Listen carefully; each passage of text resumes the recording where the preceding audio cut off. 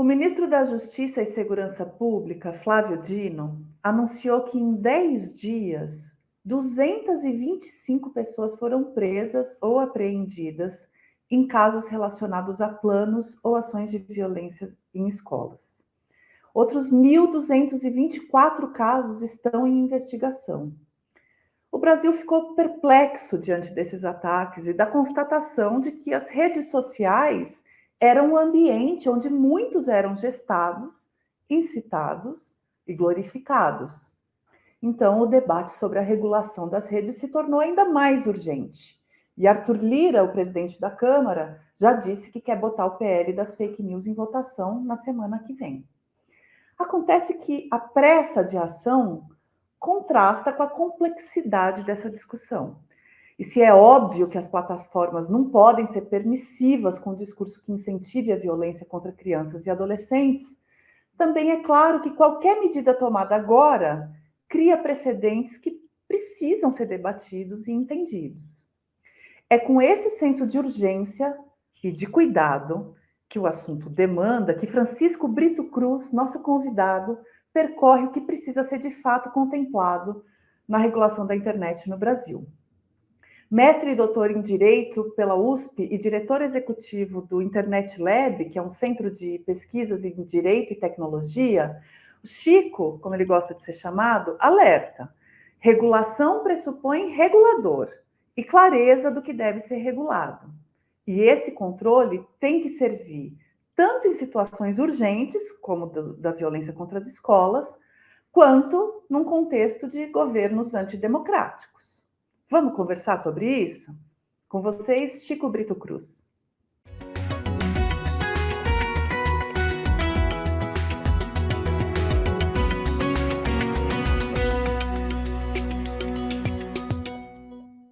Olá, Francisco, muito obrigada por aceitar o nosso convite, por estar aqui com a gente mais uma vez para a gente discutir assuntos tão difíceis, complexos e delicados que é essa nossa vida digital. Bem-vindo. Eu que agradeço o convite. Pode chamar de Chico, como sempre. Estou aqui para isso. Vamos nessa. Vamos nessa. Chico, a gente, diante do assombro que a gente viveu recente, de ataques às escolas, de ameaças aos ataques, de mais ataques, né? E de uma abundância de postagens nas redes sociais com esse tipo de conteúdo, de exaltação a esses meninos, enfim, a meninos do passado e tal, a gente se viu, enquanto país, obrigado a agir, né, a fazer algo. E o governo federal, então, tomou a frente de acelerar uma discussão aí, de regulação nas redes, com o que eu imagino que sejam alguns acertos e alguns erros, enfim, queria ouvir a tua avaliação. Como é que você enxergou as iniciativas do governo federal nessa conversa, diante da urgência dessa questão dos ataques às escolas? Olha, Flávia, talvez é sempre bom começar essa conversa, especialmente sobre esse tema, de um jeito parecido com o que você puxou, que assim, eu não tenho ideia do que é estar nos sapatos de quem está na frente do governo brasileiro, com a quantidade, provavelmente, de relatos problemáticos sobre esse assunto. E acho que a gente tem que ter muita sensibilidade para entrar nesse tema sabendo a pressão que os educadores, que as autoridades estão recebendo, uma pressão justa, né? Por casos são totalmente desesperadores da gente imagina da gente ter que lidar, né? Então, feito essa introdução, que é o contexto da conversa, né? Uhum. Porque eu acho que ela é importante até para a gente entender as medidas adotadas, entender esse sopesamento um pouco entre risco e consequência, entre qual precedente que pode ser aberto ou não e tudo mais. Dá para a gente começar a analisar as medidas. Eu separaria as medidas em dois tipos, as medidas do governo, né? Especialmente as que têm a ver com a internet, né? As outras, eu não tenho tanta naturalidade de debater, né? Então, as medidas que têm a ver com, por exemplo, o sistema educacional, que tem a ver com a articulação de operações policiais em si, né, para localizar quem pode estar realmente incentivando isso para além da internet. Tá? Mas na internet são dois tipos de respostas. Primeiro, são as movimentações que o governo começou a fazer para incluir esse assunto, assim como vários outros, na regulação que está sendo debatida no Congresso, né, na discussão legislativa. E nesse sentido, eu não teria nada a dizer para além de achar que é importante que a gente discuta isso no Congresso mesmo, né? Porque se a ideia do projeto de lei 2630, o chamado projeto de lei das fake news, né? Que não é sobre fake news só, é sobre várias coisas para além de fake news, se a ideia é que ele construa uma internet mais protetiva a direitos fundamentais, num ambiente menos tóxico, etc., é óbvio que esses exemplos têm que ser levados em conta. Então, isso posto, esse é o primeiro tipo, depois a gente pode debater mais sobre ele. Tá. O segundo tipo são as medidas administrativas, ou seja, as medidas que o governo federal, o executivo, pode tomar sem pedir permissão para ninguém, sem pedir para o judiciário, etc., né? Sem pedir para o legislativo. Dentro dessas medidas, o que se destaca é essa portaria que o Ministério da Justiça fez, que elenca uma série de medidas, né? Como tem bastante coisa na portaria, eu acho que caberia só uma conversa só sobre ela, né? Que não necessariamente tem que ser o caso, mas é importante destacar ali algumas coisas. Uma das coisas que eu, sinceramente, acho que é um caminho interessante, né, mas que não vai dar todas as respostas, é olhar para as plataformas a partir da lógica do direito do consumidor. Né? Que é dizer, bom, elas oferecem um serviço, esse serviço não pode ser perigoso, ele não pode ser defeituoso. Se ele for perigoso ou defeituoso, aplica-se essa norma que protege todos os consumidores, os cidadãos que estão ali. Né? Isso enquadra as plataformas a partir de uma lógica de produto e serviço oferecido. Né? Acho que dá para avançar em alguns sentidos ali.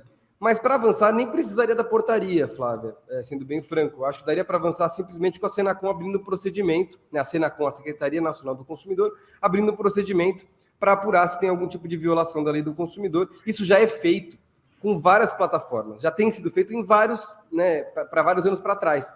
A gente teve exemplo de abertura de procedimento contra plataformas, né, e aplicativos de mensagem em relação à privacidade. A gente teve também um olhar para crianças e adolescentes. Isso não é um procedimento incomum. As plataformas lidam com demandas do direito do consumidor. Né? Eu não sabia que já tinha acontecido antes. Isso já ocorre. Então, assim, não precisaria disso. Mas eu entendo que a plataforma tenta organizar, a portaria tenta organizar um pouco essa aproximação, que eu não acho que é problemática, porque isso está na lei. Né? Agora, tem ali alguns pontos da própria portaria e até o contexto que ela foi lançada, que é importante a gente colocar sobre outras lentes, que não a lente do direito do consumidor. Porque o direito do consumidor não fala sobre liberdade de expressão. Né? O direito do consumidor ele é comumente utilizado não para a gente falar sobre discurso, mas para a gente falar sobre um produto que alguém está consumindo. Qual que é a dificuldade da gente passar de uma coisa para outra? Né? É a gente perder alguma coisa no caminho. Né? A gente perder alguns nuances do debate sobre liberdade de expressão. Por quê? Porque eu não acho que tem liberdade de expressão em você incitar e glorificar a violência nas escolas. Mas eu acho que, ao fazer isso, é importante se atentar em qual tipo de precedente a gente está criando, né? Porque o precedente qual que é? O precedente é o governo, a partir do direito do consumidor, regular o discurso das pessoas. Pode ser o discurso das escolas agora, mas qual será o próximo discurso regulado por essa via? Né? É por isso, né, que mesmo a abordagem via direito do consumidor, ela gera algumas dúvidas, do tipo, qual é o limite dela? A gente vai usar ela para quê? A gente vai usar ela para esse tipo de coisa agora e depois, né? Isso já começa a levantar algumas dúvidas. Outra dúvida, que eu acho que é até mais ampla em relação à portaria, é que o próprio ministro Flávio Dino disse, olha, a gente está lançando isso aqui porque se as plataformas não removerem o que a gente acha que elas deveriam remover, elas vão ter que pagar uma multa, elas vão ter que, inclusive, correr risco, né, de serem banidas do Brasil. O governo pode fazer isso, né, a partir do direito do consumidor, a partir de qualquer outro instrumento. Segundo a legislação brasileira, o governo não pode exigir a remoção de um conteúdo específico a partir de uma requisição, simplesmente. Ou seja, o Poder Executivo não pode mandar uma plataforma remover alguma coisa. E aí a gente começa a entrar num debate que é, bom, mas o que cria essa obrigação, então? A plataforma não deveria remover um conteúdo que é nitidamente violento? Como é que isso tem que acontecer e tudo mais? Já vou entrar um pouco mais em detalhe nisso, mas a dúvida que isso começa a gerar é o poder executivo, sem nenhum tipo de controle do judiciário, adquirindo um poder de controlar o discurso que acontece na internet. Né? Dizer o que é legal ou ilegal. Dizer o que tem que ser removido ou não. É esse precedente, né, talvez seja o principal precedente que gera alguma dúvida em quem está olhando para esse assunto. Né? Não a questão das escolas, porque a questão das escolas eu não tenho nenhuma dúvida que esse tipo de conteúdo precisa ser removido. Né? A gente pode até conversar um pouco mais sobre essa história dos termos de uso das plataformas, né? Porque acho que todos os termos de uso têm hipóteses que se encaixariam, né, nesse caso. Isso. Tem uma questão de interpretação aí, mas fundamentalmente essa é a grande preocupação que vem dali, além de algumas outras coisas que envolvem vigilância de usuários, né? Então, a construção aí de possibilidade de acesso a dados de usuários ou de construção de um banco de dados de conteúdos ilegais, né? Esse tipo de coisa, feito por portaria, gera muita dúvida, porque isso pode, vamos dizer assim, estar avançando no que o executivo pode fazer sozinho, né? Agora, por outro lado, e encerro por aqui, por outro lado tem um negócio. Será que esse caso não é grave o suficiente para o executivo passar essa linha? Olha, a gente está vendo no Brasil nos últimos anos vários exemplos desse tipo de ponderação, do tipo, será que isso aqui não é grave o suficiente para a gente deixar passar? Eu acho que em algum momento a gente vai ter que falar, não, peraí, vamos seguir pela via que dá para seguir, né? Até do ponto de vista desses conteúdos aí, você pode pedir a remoção desses conteúdos no judiciário e existem vias para remoção muito rápida deles. Se não fosse assim, a gente teria vários outros problemas acontecendo na sociedade brasileira que não acontecem porque a gente consegue remover conteúdos no judiciário quando as plataformas não removem, né? Mas, enfim, é um pouco aí que estão as principais no controle do discurso. Eu acho, você tocou em vários pontos, enfim, que estão aí no debate público desse assunto, né? E eu acho que um dos principais, um dos que ficam mais evidentes, que na verdade baseiam toda essa discussão é o que é objetivamente um discurso de ódio ou de violência. Então, quem decide, né? Então, assim, a gente consegue objetivamente definir o limite do que é um discurso que não pode estar publicado e quem que vai ser a pessoa que vai decidir isso, né? E aí, por que a violência nas escolas é um caso tão extremo? Ali está muito claro. Poxa, aqui, se você está... Então, eu, por exemplo, a gente, no meio, na edição de sábado, de 2 semanas atrás, a gente fez reportagem sobre o ataque e sobre as True Crime Communities, né? Então, essas comunidades que simplesmente compartilham os vídeos dos ataques anteriores e falando, semana que vem é minha vez. Enfim, é uma coisa muito explícita, muito clara. O que você está questionando, então, não só você, mas, enfim, entidades, especialistas, colocam, tudo bem, num caso que é tão claro, beleza, a gente limita, mas ao limitar casos tão claros, tem uma área cinza aí do que é o discurso de ódio que pode ou não ser removido. É isso? Também, eu acho que é isso, Flávia, mas tem algo aí que vale a gente conversar, mesmo sobre os casos muito claros, que é o vídeo, por exemplo, do que aconteceu na Vila Sônia, no terrível atentado na Vila Sônia. Esse vídeo foi divulgado por veículos jornalísticos, vamos dizer assim, ato contínuo, né? Isso circulou dentro, vamos dizer assim, da imprensa. Estou falando de grandes veículos de imprensa, não estou falando de pequenos, não, né? Isso quer dizer que em algum momento, do ponto de vista jornalístico, que eu posso discordar, eu acho que talvez você discorde também, alguém decidiu que tinha algum valor em veicular aquilo, né? Como, vamos dizer assim, algo noticioso. Olha o que aconteceu, temos que mostrar o que aconteceu para que o povo saiba o que aconteceu, por exemplo, né? Esse seria, muitas vezes, um conteúdo fácil de você saber que deveria ser removido. Mas se mesmo o jornalismo não achou tão fácil assim e foi lá e publicou, a gente tem que admitir que existe alguma dificuldade, existe algum dissenso sobre o que deve ser publicado ou não, sobre o que deve ser permitido ou não. É claro que, assim, um conteúdo do tipo, vai lá numa escola e faz isso, né, uma incitação clara, esse é o caso mais claro, mais evidente. Mas mesmo as cenas, a gente teve confusão dentro da imprensa, né? Imagina no caso das plataformas de internet, nas quais a imprensa posta seus conteúdos, né? Então, não é tão simples, mesmo nos casos difíceis. E aí, na questão do discurso de ódio, Flávio, é importante dizer, no Brasil não existe a figura jurídica de discurso de ódio. Existem várias outras figuras, né, jurídicas. Por exemplo, a injúria racial, né, que envolve um tipo, vamos dizer assim, de discurso que a gente enquadraria como discurso de ódio. Mas aí tem o seguinte, a gente está falando do discurso de ódio como, vamos dizer assim, esse conjunto de coisas que são ilegais e que são tipificadas em vários pontos da legislação brasileira. Isso, vamos dizer assim, é o que na cabeça das pessoas é o discurso de ódio. A gente está falando, então, portanto, de conteúdo ilegal, né, segundo a legislação brasileira. Mas aí tem um outro conjunto de proibições que são os discursos que as plataformas não permitem, ou seja, que é o discurso de ódio perante as regras das plataformas. Essas coisas têm pontos de toque, mas nem sempre elas têm 100% de sobreposição. Às vezes as plataformas acham que alguma coisa é discurso de ódio e o Estado não acha, e às vezes o Estado acha que alguma coisa é discurso de ódio e as plataformas, na sua interpretação das suas regras, não acham que aquilo é discurso de ódio. Qual que é a grande questão? Para as duas coisas, a gente tem discussões diferentes. No caso das plataformas, a gente tem que entender o que elas deveriam ou não contemplar nos seus termos de uso e se elas deveriam ou não colocar nos termos de uso que elas vão interpretar o que é ilegal segundo a legislação brasileira.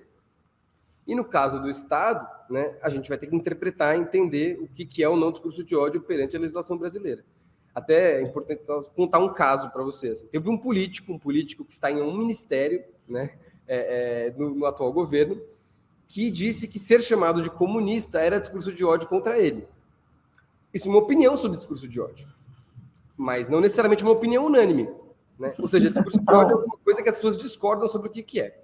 Então, estou dizendo tudo isso para a gente tentar organizar um pouco o debate. E aí a gente acaba chegando, Flávia, numa grande questão, que é a questão do conteúdo ilegal. Muitas vezes as pessoas estão falando, olha, as plataformas não podem deixar circular conteúdo ilegal ou flagrantemente ilegal, né? A grande pergunta quando a gente ouve isso é: em que momento o conteúdo se torna ilegal? No Brasil, um conteúdo é reconhecido como ilegal a partir do momento que um juiz diz que ele é ilegal. Ele não é reconhecido como ilegal a partir do momento que eu digo, ou que você diz, ou que a plataforma diz. E isso é uma garantia para que a gente não faça interpretações, por exemplo, de censurar alguém, porque a gente acha que o que a pessoa falou é ilegal, não sendo, né? Se a gente, vamos dizer assim, democratizar esse poder de reconhecer o que é ilegal ou não, a internet vai virar uma internet chapa branca, porque todo mundo que se sente ofendido com alguma coisa vai dizer que aquilo é ilegal, né? Então, existe uma reserva desse poder, que é a reserva do judiciário, é o judiciário dizendo que pode ou não ser ilegal. Então, quando as pessoas dizem, não, as plataformas não estão removendo conteúdo ilegal, bom, mas aquele conteúdo é reconhecido como ilegal? É claro que a gente tem que criar vias mais expressas de remoção de conteúdo que é tão danoso, que esse processo de reconhecimento da ilegalidade dele, ele vai ser custoso para a sociedade. Então, é melhor a gente tirar aquele conteúdo que é potencialmente ilegal mais rápido possível, sem o judiciário se meter, porque ele vai causar um dano muito grande. É por isso que as plataformas fazem os seus termos de uso e é por isso que a gente tem essas exceções. E eu acho que a gente pode até no legislativo discutir outras exceções para a gente conseguir, né, tirar mais rápido. O ponto é que não dá para dar de barato que esse poder de reconhecer o que é ilegal ou não é um poder que o governo pode ter. Porque se o governo acha isso hoje, usa esse poder para isso hoje, amanhã ele pode usar para outra coisa. Ele pode dizer, olha, você que está me criticando, esse conteúdo é legal, porque isso é, vamos dizer assim, uma difamação contra o governo, uma difamação contra esse governante, né? Então, há que se ter muito cuidado nesse debate de conteúdos ilegais, porque o sistema brasileiro reserva esse poder de reconhecer se um conteúdo é ilegal ou não para o judiciário na maioria dos casos. E a portaria, às vezes, inclusive, ela diz, bom, existe o Marco Civil, etc., mas eu estou pedindo que você remova esses conteúdos que são ilegais. E aí as plataformas têm direito de dizer assim, mas quem disse que esses conteúdos são ilegais? Né? Uma outra via, só para encerrar, uma outra via é você dizer, vocês não estão aplicando os termos de uso que vocês mesmos disseram que existe. Essa é uma outra via. E, de fato, se elas não estiverem aplicando, aí é um problema muito mais de direito do consumidor do que de ilegalidade do conteúdo em si. Né? Enfim, são temas Agora, né? São temas não, totalmente. Agora, assim, você explorou um pouco mais a fundo os perigos, né, de uma iniciativa, perigos, assim, né, futuros, né, perigos potenciais desse tipo de medida por parte do governo, do Poder Executivo, mas também ficou claro nesse episódio dos ataques às escolas que, pelo menos em algumas plataformas, houve algum tipo de leniência com conteúdo perigoso, né? Então, também é um movimento político, né, Chico? Assim, o ministro ter que demonstrar algum tipo de força ou fazer um movimento um pouco mais agressivo no meio de uma crise em que o Twitter, em particular, teve uma postura, pelo menos pelo que foi relatado em reportagens, uma postura de, não é com a gente, diante de evidências muito claras de violações, né? Então, eu te pergunto, antes da gente até partir para a próxima parte da conversa dessa regulação mais ampla, como é que você enxerga, então, essa demonstração de força, né? Então, assim, o governo tendo que falar assim, vocês não estão acima da Constituição, não, né? Enfim, foi por aí um pouco? Acho que foi uma demonstração de força, sim, e eu acho que as plataformas não estão fazendo o suficiente nesse assunto mesmo. Pode ser que algumas até tenham boas iniciativas, mas claramente não é o suficiente. E no caso dessa plataforma que você falou, né, a gente sabe que os times de segurança foram dizimados após a entrada do novo dono, né, do Elon Musk. Então, eu não acho que existe dúvida de que sinais têm que ser dados para que bons cuidados sejam tomados, melhores do que os que estão sendo tomados agora.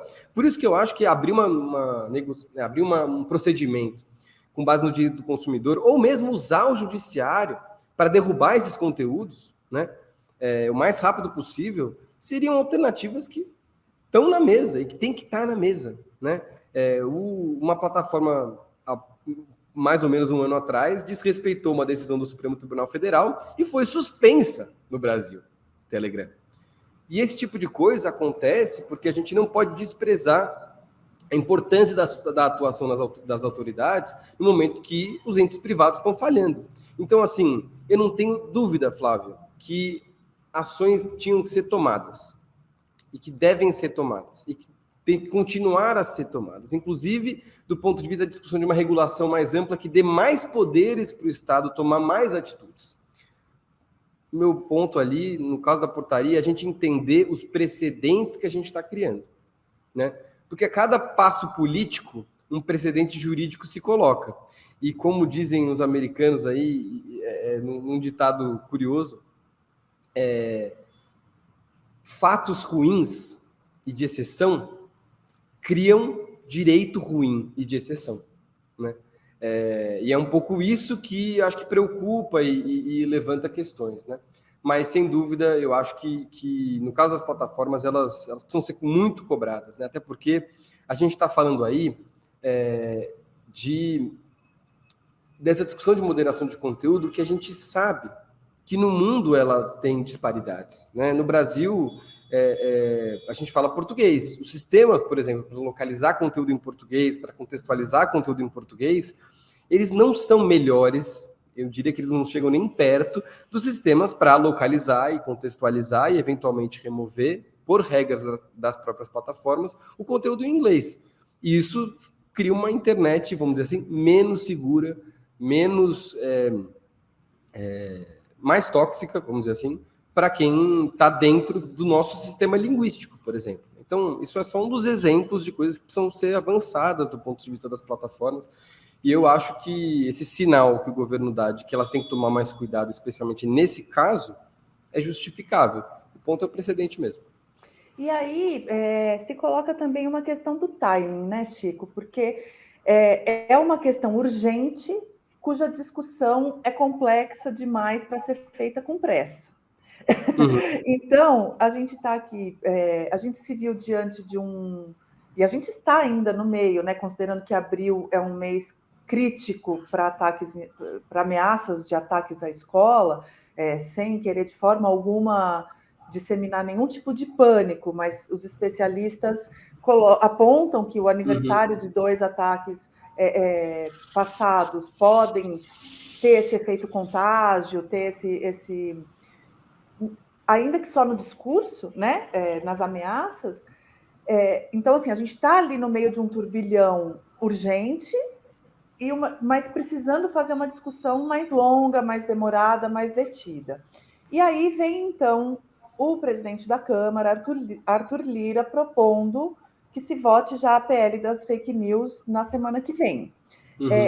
O Brasil está maduro para fazer essa votação? Os poderes estão maduros para fazer essa votação? A sociedade civil já se manifestou o suficiente? Porque o projeto em si não é tão novo, mas a gente está de eita atrás de ishi desde 2013, né? Então, como é que você enxerga a nossa maturidade para fazer essa discussão? Flávia, eu acho que a gente precisa ganhar maturidade em pelo menos um grande ponto, que eu já vou falar, tá?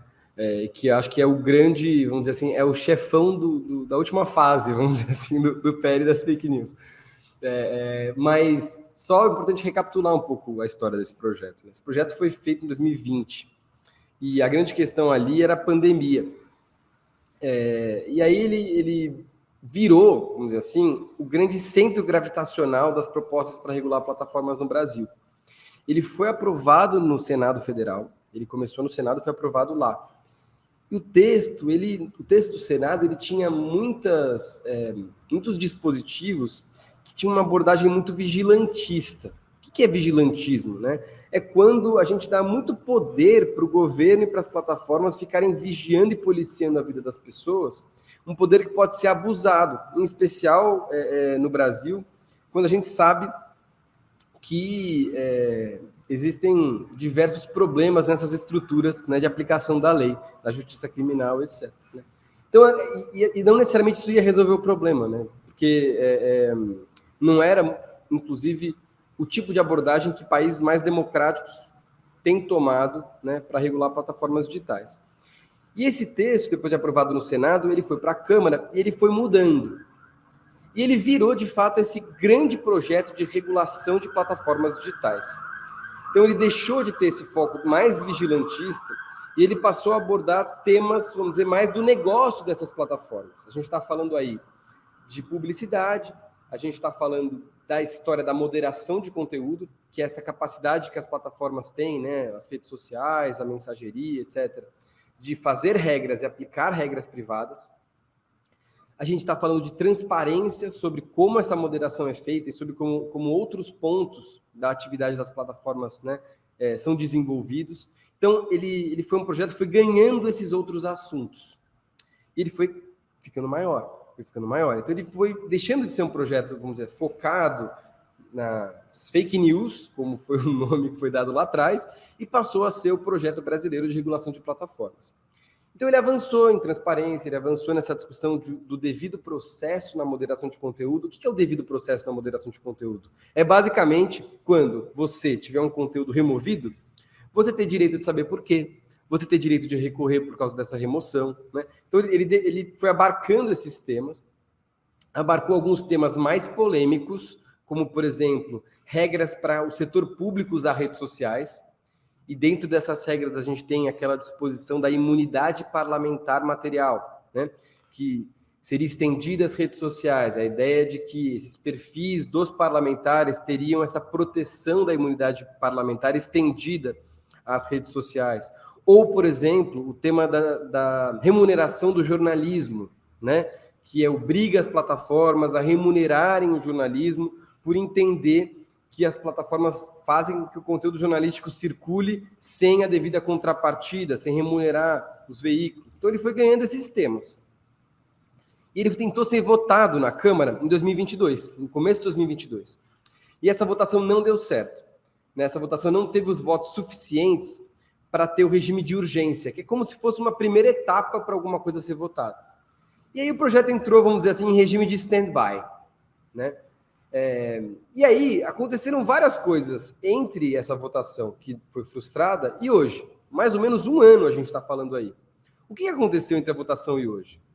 Primeiro, a Europa aprovou a sua lei de serviços digitais, que também regula plataformas, e que tem uma série de novidades, seja do ponto de vista da transparência, como do ponto de vista de outros tipos de medidas para olhar para os riscos que essas plataformas eventualmente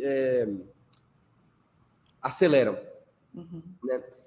Segundo, a gente teve uma eleição muito complicada, né? Uma eleição que teve uma margem muito pequena de quem ganhou e quem perdeu, e foi um ambiente muito violento, e a gente teve um resultado da eleição de que um governo que vamos dizer assim, diametralmente oposto do ponto de vista de perspectiva, agora está no poder executivo e agora pode propor regulação. Então não é só a eleição, é quem ganhou a eleição, né, que muda o cenário. E a quarta coisa que muda bastante é o 8 de janeiro. A gente teve ali, organizado também em redes sociais, um momento de risco, né, para o Estado Democrático de Direito, uma tentativa de golpe. Isso tudo é o que mudou de 2022 para 2023. Aí o governo não falou, bom, eu quero regular redes sociais, porque olha o que aconteceu em 8 de janeiro. Essa era a conversa justamente em janeiro o governo falou isso, né? E chegou-se a cogitar uma medida provisória para olhar para esse problema do conteúdo nas redes sociais, o controle de conteúdo, basicamente pressionar para que as empresas removessem mais conteúdo problemático à democracia, por exemplo, né? Uhum. É esse o problema que o governo colocou na mesa em janeiro. Isso rebateu no Congresso, e o Congresso disse, a partir do seu presidente Arthur Lira da Câmara, né? Olha, existe aqui um projeto que já está falando sobre regulação de redes sociais, essa discussão não vai passar na frente desse projeto, porque esse projeto já tem 3 anos de duração e a gente já está discutindo esse assunto aqui há um bom tempo. Então, se vocês querem fazer alguma coisa, né, para atacar esse problema do conteúdo nocivo, antidemocrático, ilegal, eventualmente, etc., vocês mandam as suas sugestões e a gente tenta incorporar nesse projeto. Então, Flávia, para terminar esse panorama, qual que é o chefão da última fase do videogame agora? É a discussão sobre conteúdo. É a discussão sobre como que as plataformas devem ou não ser incentivadas a tomar mais ações em relação a conteúdos nocivos, ilegais, problemáticos. E quando eu digo problema de conteúdo, eu não estou falando só de conteúdos individuais. Eu estou falando, vamos dizer assim, num problema mais sistêmico, né? Por exemplo, ataques em escolas, né? Não é um conteúdo aqui, um conteúdo ali. É uma comunidade que está, vamos dizer assim, focada em incentivar esse tipo de ataque, né? Que está, vamos dizer assim, sistemicamente operando nessas plataformas. Então, não é só você remover esse conteúdo aqui, esse conteúdo ali, mas é, por exemplo, você, inclusive, pensar no tipo de arquitetura que essas plataformas criam que facilita esse tipo de ação extremista ou não. Então, o problema do conteúdo não é um problema do conteúdo específico só, é um problema geral, né? É esse o grande ponto que o governo está colocando na mesa desde janeiro e que a gente está tendo que acelerar para discutir e ver como que ele vai ser incorporado no projeto de lei 2630 ou não, porque até então esse projeto não abordava esse tema do conteúdo. Ele não dava, vamos dizer assim, punições para as plataformas se elas não, vamos dizer assim, tomassem alguma medida para conter esse tipo de comunidade. Né? Agora, segundo essa nova proposta que o governo mandou e que o deputado Orlando Silva acaba aí de compilar dentro do PL 2630, né, a gente vai estar vendo aparecer algumas medidas que dizem respeito a esse tipo de ação.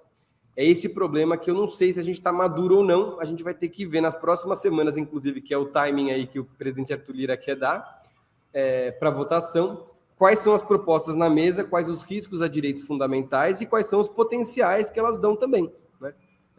Do ponto de vista de avanço. Porque a gente acabou ficando num impasse civilizatório, né? De, ok, a gente quer a liberdade de expressão ampla, mas a gente viu o que pode acontecer se não houver nenhuma intervenção, né? E aí eu acho que a gente entra também num outro X. Quando a gente está falando de conteúdo, como você colocou, a gente está falando de responsabilidades, não é isso? Então, quem que vai ser responsabilizado pela circulação desses conteúdos nocivos, né? Então, a gente falou um pouco de quem tem que decidir se eles são legais ou ilegais, ou impróprios, ou etc., mas também quem que vai ser responsabilizado por eles circularem. É isso que falta também a gente discutir? Eu acho que essa é uma parte da discussão, Flávia, mas ela não é a discussão inteira. Eu vou explicar por quê. A responsabilização das plataformas por conteúdo, que é dizer, olha, se esse conteúdo causar algum tipo de dano, você vai ter que se ver com a justiça, né? Ela é uma parte da discussão sobre o conteúdo, mas ela não é a discussão inteira. O que ela diz? Qual é o modelo brasileiro hoje? O modelo brasileiro é a plataforma, salvo em algumas exceções, ela só pode ser responsabilizada por esses danos que o conteúdo causar se ela receber uma ordem judicial e ela não cumprir com essa ordem judicial e manter o conteúdo no ar. A partir desse momento, ela tem que pagar pelo dano que aquele conteúdo causar, né? Antes disso, não. Qual que é a ideia? A ideia é que esse modelo ele não incentiva que as plataformas removam o conteúdo por medo dele eventualmente causar algum dano. E esse medo de eventualmente aquele conteúdo causar algum dano não tem só a ver com esses conteúdos que a gente acha mais problemáticos, mais nocivos, tipo incitação a um ataque numa escola. Mas tem a ver, por exemplo, com conteúdos de injúria, calúnia e difamação. Um político pode achar que a plataforma manter aquele conteúdo no ar, um conteúdo crítico, por exemplo, que noticia uma coisa de corrupção, é um dano. E ele vai lá e vai querer que a plataforma remova. Se a plataforma não remover, ela vai ter que pagar um dano moral para aquele político, porque aquele conteúdo está no ar. Então, se ela tiver que fazer esse raciocínio, eventualmente ela vai remover aquele conteúdo após uma notificação mesmo, né? E ele não vai ficar no ar. Uma importante denúncia contra um fato de corrupção. Então, esse modelo foi pensado para não criar esse incentivo. Esse é o primeiro ponto. Aí a gente começa a entrar nessas situações de que talvez alguns conteúdos precisem de maior incentivo. Mas não só isso. A gente começa a entrar numa discussão que conteúdos nocivos e potencialmente ilegais, que causam danos, estão circulando nessas plataformas mesmo com esse modelo. Lembrando que nesse modelo as plataformas estão livres para remover o conteúdo que elas quiserem, né? Elas não são obrigadas a remover, mas elas podem remover. Se a gente avança numa discussão de responsabilidade, a gente vai avançar nessa discussão de incentivar as plataformas por esse risco que elas não querem tomar, né? Então, o custo que essa plataforma vai ter quando ela for mais responsabilizada será o custo de contratar bons analistas de risco jurídico para saber se ela vai ter que pagar uma indenização ou não, e com base nisso ela vai remover, né? A discussão aqui não é só essa. Então eu acho que a gente pode pensar em eventuais exceções e tal, a gente tem que pensar quais são as boas exceções, porque quanto mais subjetiva é essa análise se o conteúdo é ilegal ou não, mais difícil vai ser a plataforma tomar essa decisão sem abusar. Porque aí, se for muito subjetivo, ela vai simplesmente remover conteúdo que poderia ser legítimo, né? Mas o custo que a gente quer que elas paguem não é o custo de uma boa análise de risco jurídico. O custo que a gente quer que as plataformas invistam, né, é bons sistemas de segurança e combate a conteúdo nocivo. Esses sistemas, eles são... a gente consegue, vamos dizer assim, incentivar com que elas os implementem, não necessariamente mudando o regime de responsabilidade, mas, ao mesmo tempo, desenvolvendo obrigações para que elas desenvolvam esse tipo de sistema e prestem contas de quais são os investimentos, quais são os sistemas, se esses sistemas funcionam bem, se esses sistemas têm bons critérios para funcionar, né? Se eles funcionam bem para português ou só para inglês, se, inclusive, para construir esses sistemas, todos os riscos de conteúdos potencialmente problemáticos foram considerados, se a plataforma entrou em contato com especialistas nos diferentes temas, ou movimentos sociais, ou coletivos que estão estudando os diferentes temas para ter uma boa matriz de risco. É isso que a gente quer. Não é necessariamente que a plataforma contrate bons advogados e remova o que eventualmente ela vai ter que pagar depois, uma indenização. E esse segundo ponto, que é obtido pela responsabilização, não é o primeiro. Esse primeiro que eu estava descrevendo, né, de você ter bons sistemas de segurança, ele é obtido por um outro tipo de regulação, mais parecida, na minha opinião, com a regulação europeia. A regulação europeia não muda o esquema de responsabilidade dos países da União Europeia. Ele continua exatamente o mesmo que ele era antes. O que ela faz? É uma camada por cima desse sistema. Então, quem tinha um sistema parecido com o do Brasil, vai continuar com o sistema parecido com o do Brasil na Europa. Quem tinha um sistema diferente do Brasil, vai ficar com esse sistema diferente do Brasil. Lá na Europa, você tem um sistema geral de responsabilização de conteúdo e os países membros têm diferentes sisteminhas embaixo desse, né? Mas a lei europeia não muda esse esquema de responsabilização civil. Ela constrói uma camada por cima, justamente para a gente debater essa discussão sobre riscos, essa discussão sobre quais são os sistemas, né, pensando na segurança dos usuários que estão colocados, né? Essas áreas de due diligence, né, de verificação de adequação. Então, Flávia, tentando explicar de um jeito meio uma comparação, que não necessariamente é a melhor, mas é a que a gente tem, né? A ideia é a seguinte: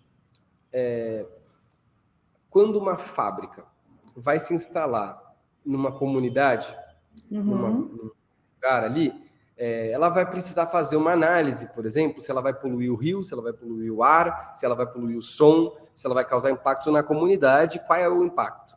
E na legislação ambiental, a gente tem várias medidas que ela vai ter que fazer para mitigar esses possíveis riscos para poder ser instalada ali, né? Ela vai ter que botar um filtro na sua chaminé, ela vai ter que tratar quais são os rejeitos que vão ser colocados no rio, ela vai ter que, inclusive, fazer algum tipo de contrapartida àquela comunidade.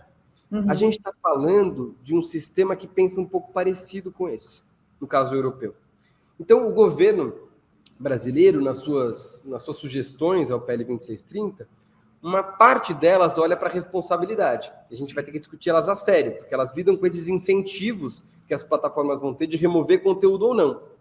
Uma outra parte delas fala desse tipo de medida mais parecida com a regulação europeia. Inclusive, é quase como um copia e cola da regulação europeia em alguns casos. E que lidam com esse outro tipo de incentivo. Eu, particularmente, prefiro esse outro tipo de incentivo. Mesmo que a gente, para transpor ele para o Brasil, precise fazer algumas reflexões. Porque no Brasil, a gente não tem uma entidade reguladora que saiba fazer isso de forma independente, técnica, com expertise. Não existe no Brasil hoje uma agência, uma secretaria que tenha de saída essas competências. Então, será que a gente vai ter que criar isso? Se isso ficar no executivo, quais são os riscos, né, desses poderes, né, para fiscalizar esse tipo de coisa ficarem no executivo? Então, aí a gente abre uma série de outras perguntas. Essas são as perguntas, né, tanto do ponto de vista da responsabilização, quanto do ponto de vista dessas outras obrigações que na Europa são chamadas, de, por exemplo, de análise e mitigação de riscos sistêmicos, né, que a gente está debatendo, tanto uma quanto a outra. E que até o Dino, essa portaria da semana passada fala de riscos sistêmicos sem detalhar, e foi uma das críticas, né, que foram feitas ao texto. Mas sim, aí, Chico, eu tenho mais duas perguntas diante disso tudo que a gente conversou até aqui. Uma é a seguinte: as coisas evoluem tão rapidamente que hoje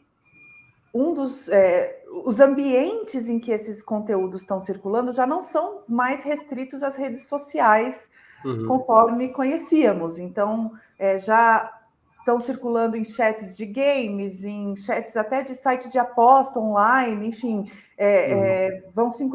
tem o Discord, que é um bicho à parte, né? É outro. Então, quando a gente está falando dessas regulações, dessa regulação, a gente está falando de toda a internet ou a gente está falando de plataformas de redes sociais? Como é que a gente vai atacar esses novos ambientes onde esses discursos estão circulando? Olha, é uma ótima pergunta, porque se a gente coloca todas essas obrigações para um provedor de aplicações pequeno, pode ser que, né, uma plataforma pequenininha, pode ser que ele seja inviabilizado.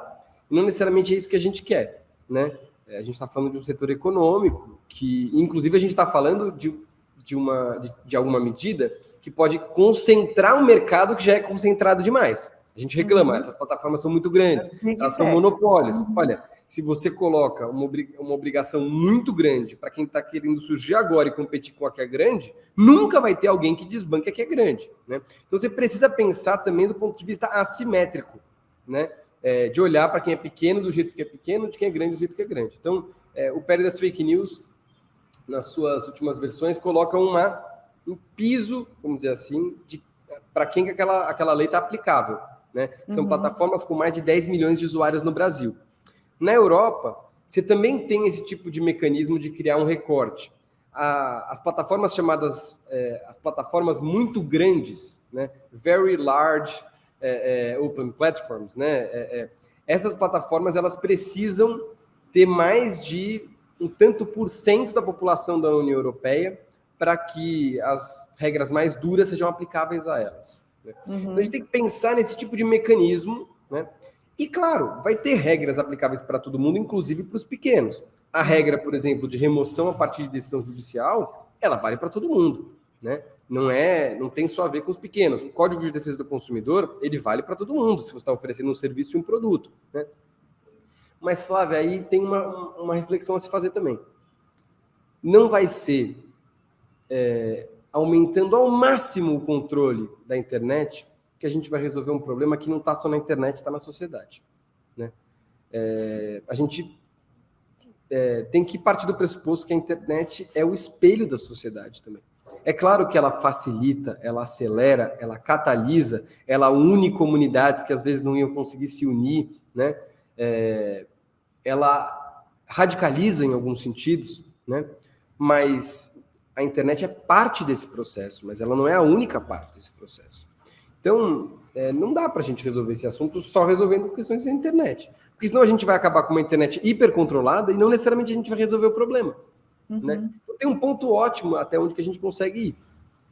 Eu acho que, do ponto de vista dos ataques nas escolas, debato muito aqui dentro do Internet Lab com as minhas colegas, meus colegas, e a gente também olha para como isso está inserido no contexto maior de crise da educação no Brasil, né, do nosso sistema educacional.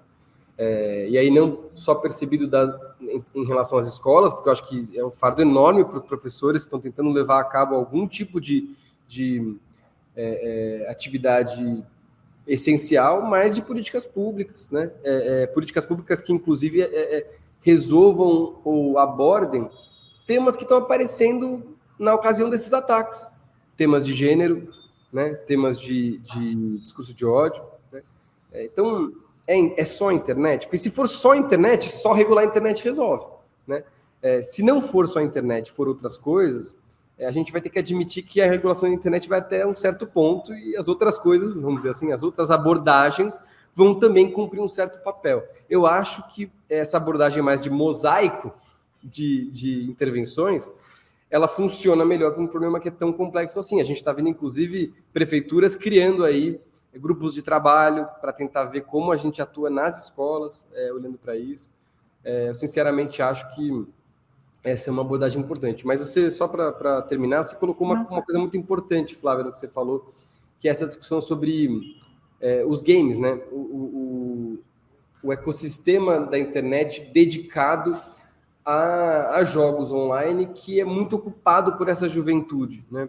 Eu acho que falta muita pesquisa, inclusive no Brasil, sobre isso, para a gente entender quais são as dinâmicas que, inclusive, nesses fóruns, funcionam melhor de forma distribuída para que eles sejam mais saudáveis? Será que tem alguma plataforma que tem uma experiência melhor do que a outra e que a gente consegue apostar mais nisso e mitigar mais o problema que está aparecendo por aí?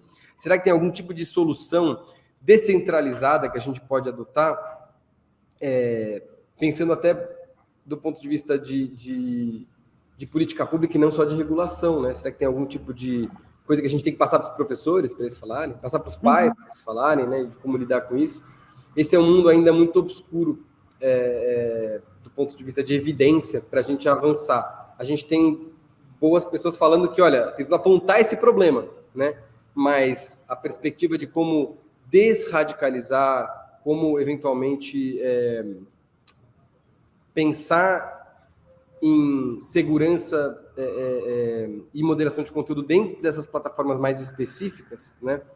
Isso é um campo a ser tratado, né? A ser pesquisado.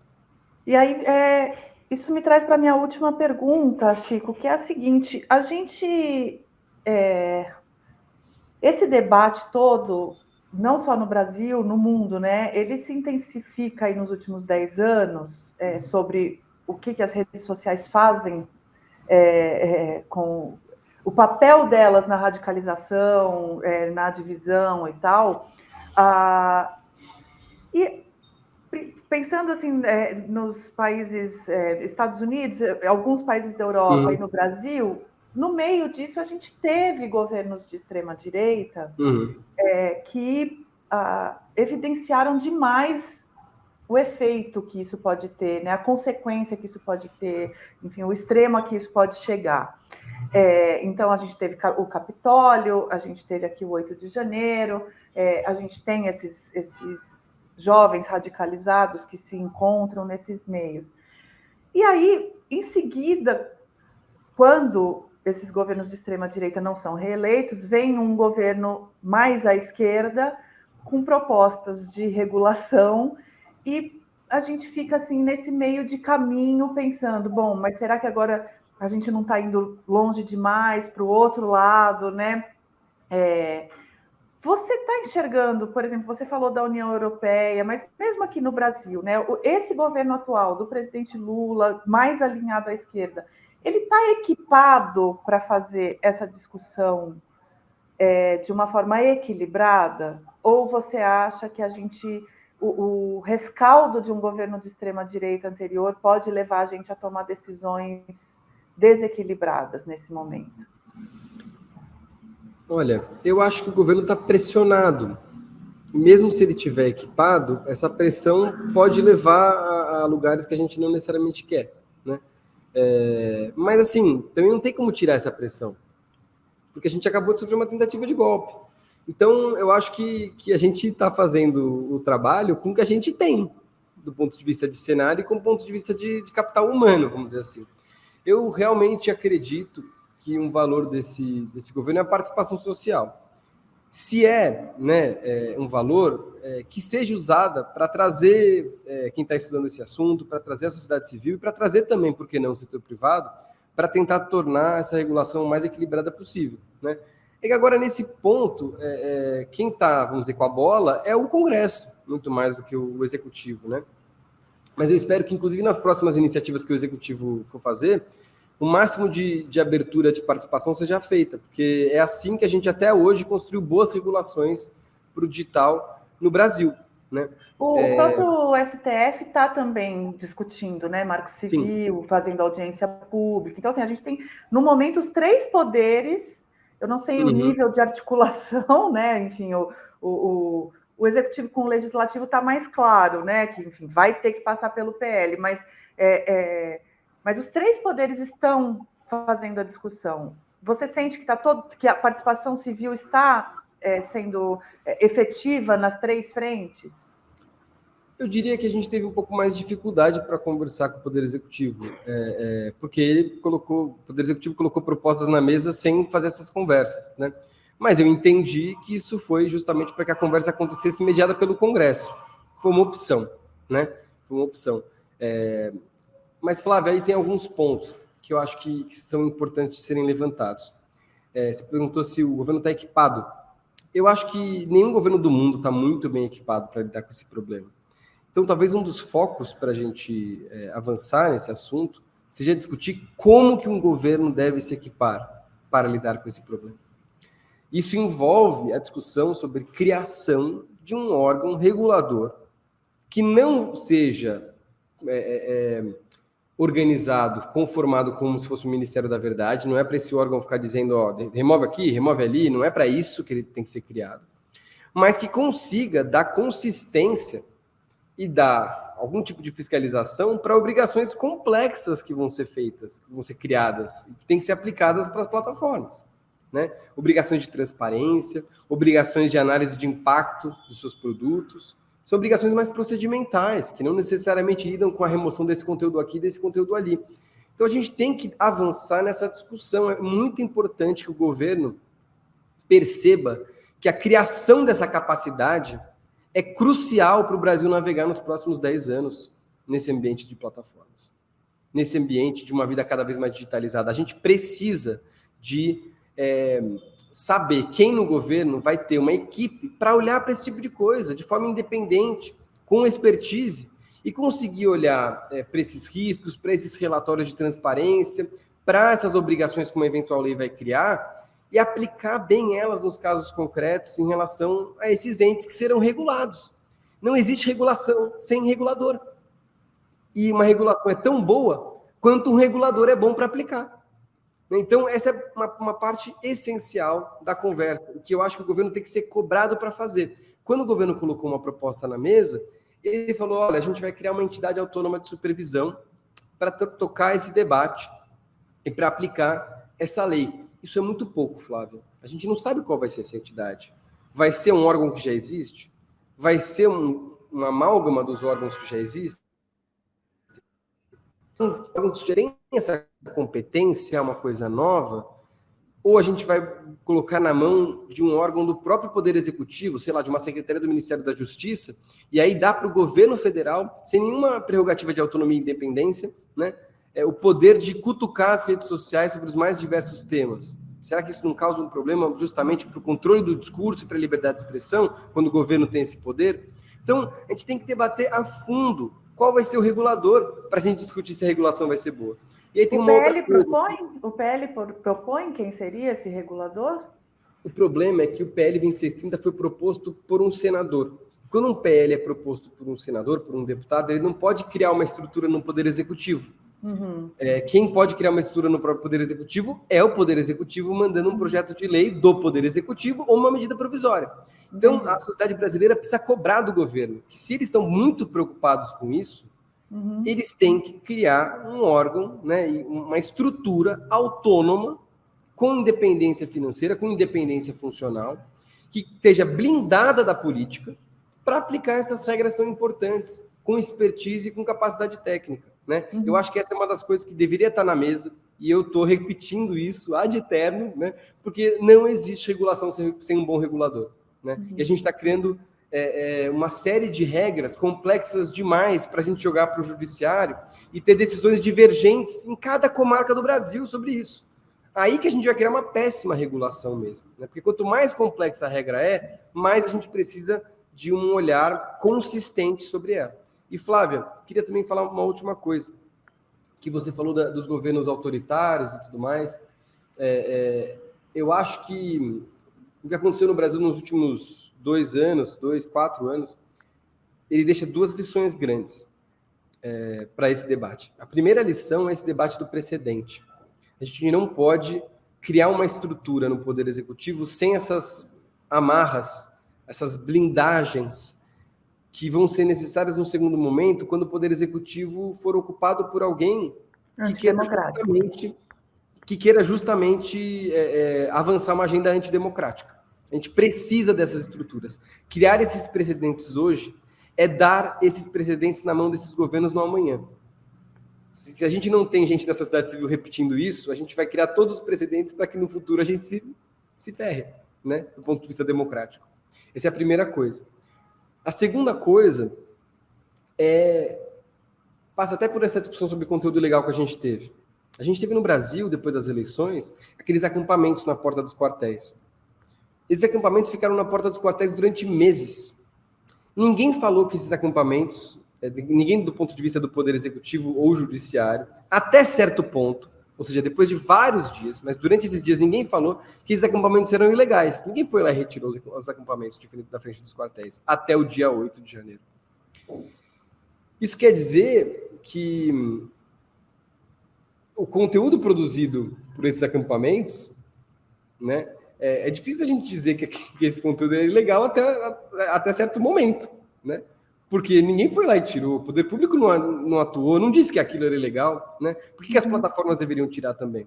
Estou querendo dizer isso, fazendo uma provocação mesmo, porque a gente tem que entender esses processos de crise democrática tendo a internet como parte desses processos, e não como única parte desses processos. Né? É a ação e omissão de agentes públicos, por vezes, da imprensa, por vezes, da sociedade civil, por vezes, que vão colocando a gente em situações que a gente acha difícil de sair. Né? É claro que a gente tem que regular as plataformas digitais, mas isso não vai salvar a democracia sozinho. Né? Perfeito. E botar todas as fichas ali, também eu acho que é importante a gente lembrar, por causa dessas ações e omissões, que não vai resolver necessariamente. Mas isso não deve ser óbice para o debate. Eu acho que essa é uma tarefa, como eu repito várias vezes, essa é uma tarefa da nossa geração. A gente precisa fazer isso, né? Regular as plataformas digitais, avançar nesses assuntos. É urgente demais para a gente deixar de lado e se furtar do debate. Mas é importante que a gente analise com calma todos os riscos que a gente vai ter e crie alguma coisa que a gente no futuro que a gente tenha a percepção de que a gente conseguiu equilibrar todos os direitos em jogo. Né? Então não existe regulação sem regulador, não existe fazer regulação abrindo precedentes que depois vão ser aproveitados das formas mais absurdas. E na hora que a gente está discutindo, por exemplo, quem disse o conteúdo é legal ou não, vamos lembrar que é isso que vai ser utilizado, por exemplo, para incentivar com que as plataformas removam justamente o que pode ser conteúdo lícito, pode ser conteúdo legítimo, né? E esses sistemas e modelos que vão ser colocados em prática, que a gente tem que pensar com calma. Muito bom, Chico. Tá fácil, né? Tá fácil. Vamos nessa. Vamos, temos que lutar. E eu agradeço pela tua entrevista, tua clareza de pensamento aqui, para mostrar para a gente como é difícil navegar aí nessas águas. Muito obrigada, até uma próxima. Eu que agradeço, estou aí por aí sempre para quando vocês precisarem. Valeu.